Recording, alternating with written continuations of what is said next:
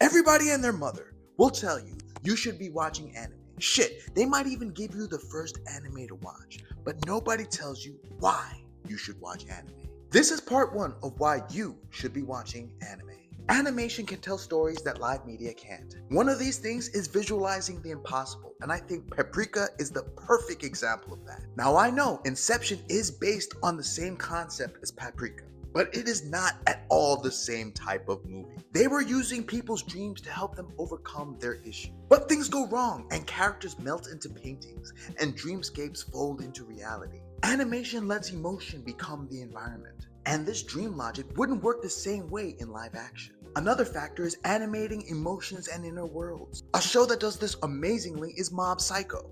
Mob's emotions are reflected in bursts of psychedelic color and sketchy distortions that change depending on his mood.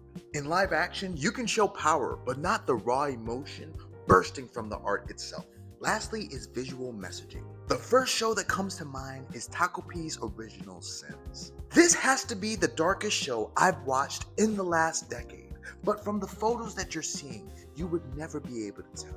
This show will leave you lost as you look at the vibrant colors and the cheery music and listen to a dark and twisted story. If Takopi Original Sins was done in live action, it would be considered exploitative, grotesque, and almost unwatchable. But in anime, you're able to use color, cute characters, and sound design to really ease people into dark situations. But this was part one of why you should be watching anime. And I'm going to continue doing this series with hopes that more people find reasons to enjoy this beautiful world that we live in. You know the vibes. Follow me for daily anime content. Senpai says, get your man up.